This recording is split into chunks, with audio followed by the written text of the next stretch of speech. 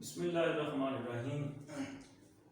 बेटे, इस लेक्चर में हम ये फाइंड करते हैं कि ट्रिग्नोमेट्रिक रेशियोज़ की 30 डिग्री पर वैल्यूज़ क्या होती हैं, 45 डिग्रीज पर क्या होती हैं, 60 डिग्रीज पर क्या होती हैं। ट्रिग्नोमेट्रिक रेशियोज़ हमने पिछले लेक्चर में अंडरस्टैंड किया, वो क्या होती हैं। 6 ट्रिग्नोमेट्रिक रेशियोज़ होती हैं: साइन, कॉस, टेन, सीकन, कोसिकन और कोटेनेंट। हमने ये बताना है कि साइन 30, कॉस 30, टेन 30 की वैल्यूज़ क्या होंगी, साइन 45, कॉस 45 और टेन 45 की वैल्यूज़ क्या होंगी, साइन 60, कॉस 60 और टेन 60 की वैल्यूज़ क्या होंगी। इनको प्रूफ करने के बाद हम एक डायरेक्ट एक टेक्निक के साथ हम इन तमाम वैल्यूज़ को याद भी कर लेंगे और याद करना मुश्किल नहीं है। फर्स्ट केस में जी हम ये देखते हैं कि अगर एंगल 45 डिग्री का होता है तो फिर साइन कॉस टेन की वैल्यू क्या होती है। देखिए, मैं यहां पर एक ट्रायंगल बनाता हूं, राइट एंगल ट्रायंगल। अब इस राइट एंगल ट्रायंगल में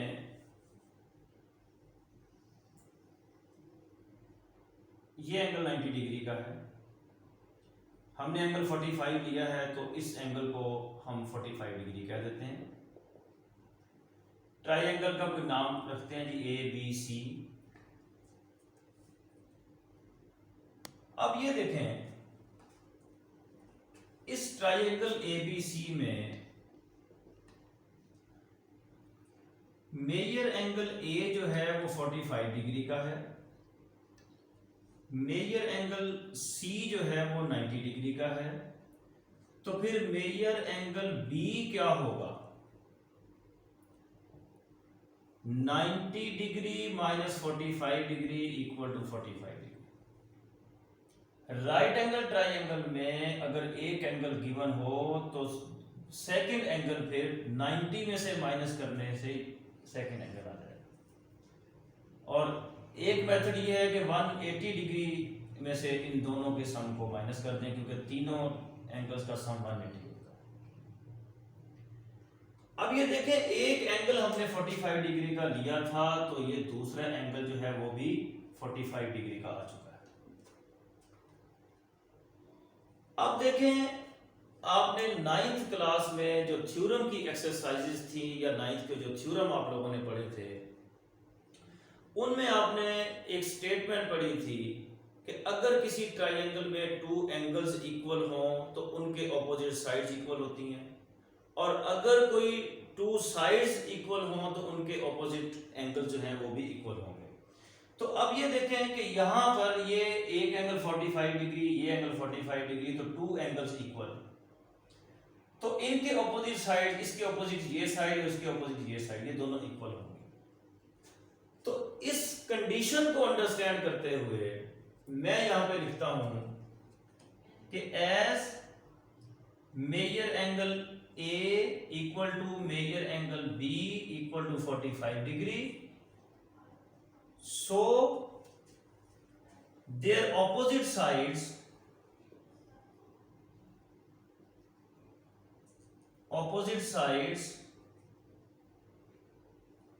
will be equal in measure। यानी कि जब ये टू एंगल्स इक्वल हो गए हैं तो इनके ऑपोजिट साइड ये और इनके ऑपोजिट साइड ये दोनों इक्वल होंगे। तो इसलिए मैं लिखता हूं यहां पर लेट ये AC, measure AC equal to measure BC equal to 1 centimetre या 1 मीटर, कोई भी कंसीडर कर। तो इसका मतलब ये 1 है तो ये भी 1 हो जाएगा। अब पैथागोरस के अकॉर्डिंग हम पहले ये हाइपोटेन्यूज फाइंड करते हैं।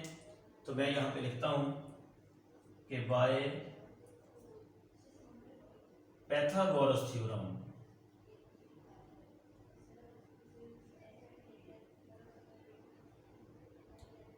हाइपोटेन्यूज का स्क्वायर इक्वल टू बेस का स्क्वायर प्लस परपेंडिकुलर का स्क्वायर। अब इसमें हाइपोटेन्यूज क्या है, AB,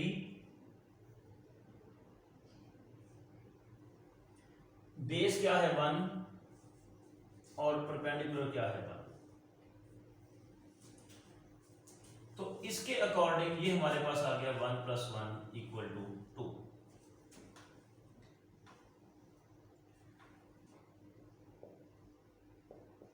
तो यहां पर बोथ साइड्स का स्क्वायर रूट लेने से मेरे पास ए भी आ जाएगा 2 का स्क्वायर रूट, यानी ये हमारे पास 2 का स्क्वायर रूट आ गया।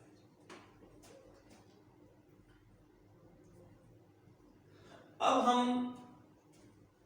यहां पर ये लिखते हैं जी कि साइन थीटा, उसका फार्मूला क्या हमने अंडरस्टैंड किया।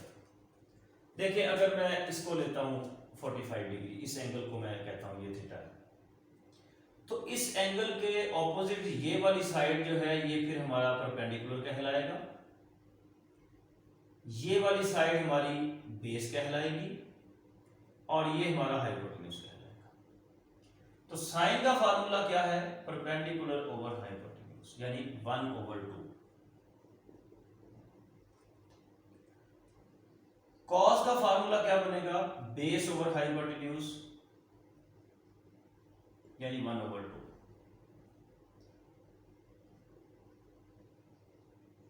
तो tan 45 फिर क्या बनेगा हमारे पास,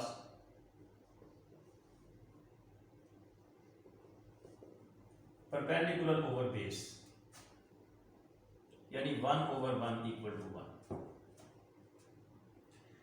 इसी तरीके से इनका जो रेसिप्रोकल है, साइन का रेसिप्रोकल है जी cosecant,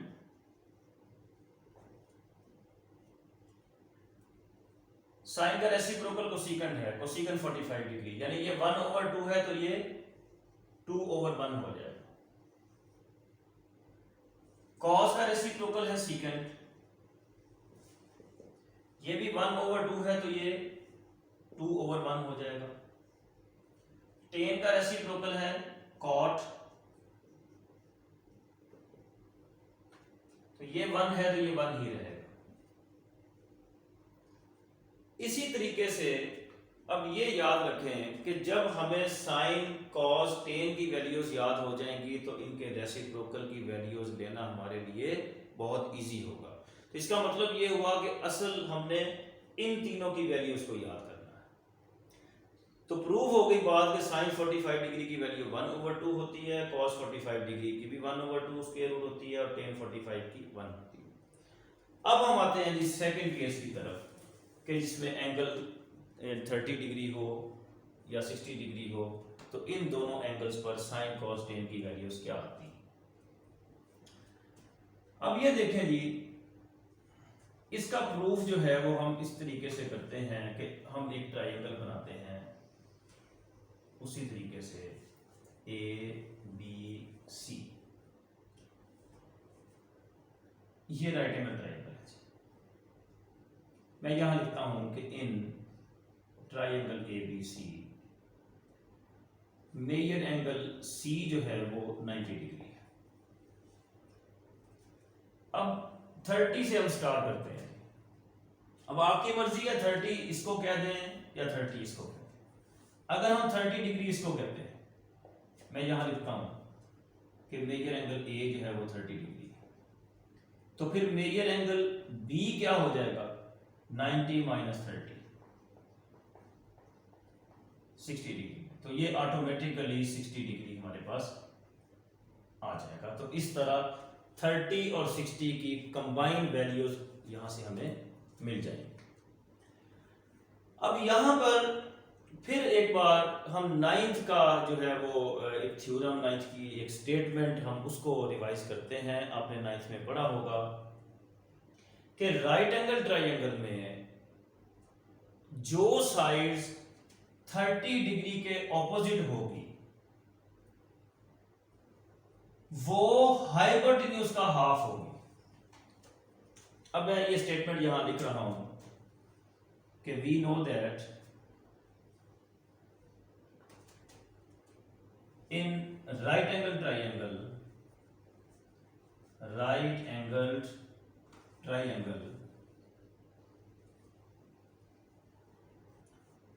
the side facing the measure angle 30 degree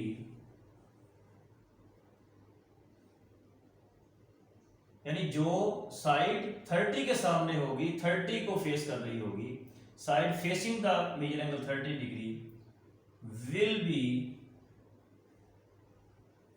half of the hypotenuse.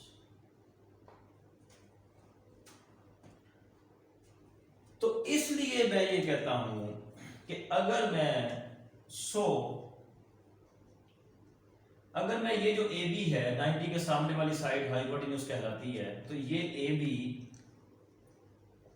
अगर मैं ये कहता हूं कि मेजर ए बी जो है वो 2 सेंटीमीटर है फर्ज किया, तो फिर 30 के सामने वाली ये जो साइड है देन मेजर बी सी वो क्या हो जाएगा 1 सेंटीमीटर। इसका मतलब ये हुआ कि अगर ये इसको हम 2 कहते हैं तो फिर ये क्या हो जाएगा 1 हो जाएगा इस स्टेटमेंट के अकॉर्डिंग। अब पाइथागोरस थ्योरम को यूज करते हुए बाय पाइथागोरस थ्योरम, पाइथागोरस के जरिए हम ये बेस निकालते हैं। तो वो फार्मूला क्या था जी, hypotenuse square equal to base square plus perpendicular square. अब इसमें हाइपोटेन्यूज क्या है जी 2, बेस क्या है AC, ये हमने फाइंड करनी है, परपेंडिकुलर क्या है 1, 2 का स्क्वायर 4, 1 का स्क्वायर 1, ये 1 इधर आगे माइनस हो जाएगा, तो 4 में से 1 गया 3,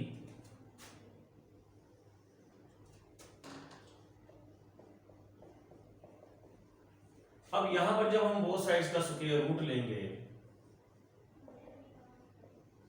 तो ये AC हमारे, ये 2 से स्क्वायर रूट कट जाएगा, AC हमारे पास आ जाएगा 3 का स्क्वायर रूट, यानी ये AC हमारे पास आ गया जी 3 का square root.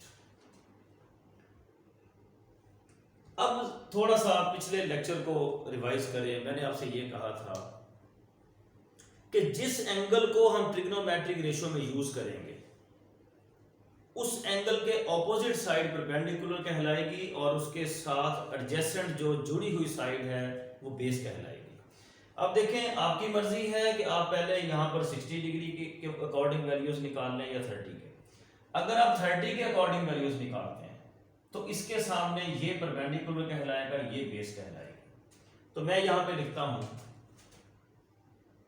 Sign 30 degree, cos 30 degree, tan 30 degree, sin 60, cos 60, tan 60 degree.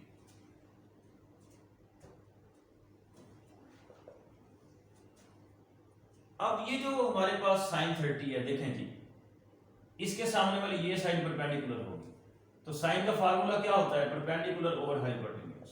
तो देखें, ये परपेंडिकुलर, ये हाइपोटेन्यूज, यानी साइन 30 की वैल्यू हो गई 1/2। cos 30 क्या होगा, बेस ओवर हाइपोटेन्यूज,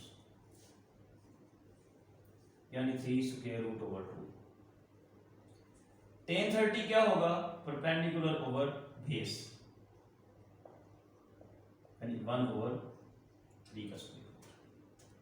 अब आ जाइए 60 की तरफ। अब 60 के अकॉर्डिंग ये परपेंडिकुलर होगा, ये बेस होगी, हाइपोटेन्यूज सेम होगा। तो साइन 60 का फार्मूला क्या है, साइन का परपेंडिकुलर ओवर हाइपोटेन्यूज। अब बताएं जी, 60 के अकॉर्डिंग ये परपेंडिकुलर है, ये हाइपोटेन्यूज है, यानी 3 का स्क्वायर रूट ओवर 2। कॉस का फार्मूला क्या है, बेस ओवर हाइपोटेन्यूज। अब इसके मुताबिक ये बेस होगी, ये हाइपोटेन्यूज होगा, तो 1/2। tan 60, tan का फार्मूला क्या है, परपेंडिकुलर ओवर बेस। तो 60 के मुताबिक ये परपेंडिकुलर होगा, ये बेस होगा, तो 3/1 ये 3। अब इसके साथ हम लास्ट में एक टेबल बनाते हैं और उस टेबल के जरिए हम अंडरस्टैंड करते हैं कि इनकी वैल्यूज को याद कैसे करना है।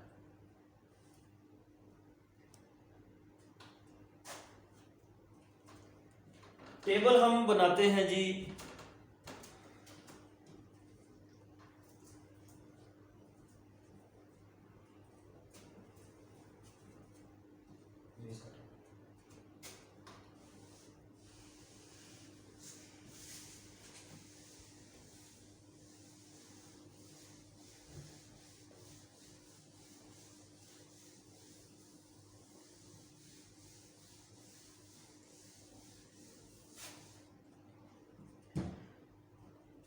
देखें हमने साइन 45 डिग्री की वैल्यू क्या याद की है, 1/2 का स्क्वायर रूट, कॉस 45 डिग्री 1/2 का स्क्वायर रूट, और टेन 45 डिग्री 1। अब हम टेबल बनाते हैं और टेबल के जरिए हम इसको अंडरस्टैंड करते हैं। मैं यहां लिखता हूं sine, cos, tan 30 degree, 45 degree, 60 degree. अब देखिए बहुत सिंपल सी बात है, आपने एक टेक्निक याद करनी है और उस टेक्निक से आपको ये तब सारी वैल्यूज जो हैं वो अभी याद हो जाएंगी। देखें यहां पर आप लिखें पहले 1/4, 2/4 और 3/4। 1/4, 2/4, 3/4 इनका स्क्वायर रूट ले लें।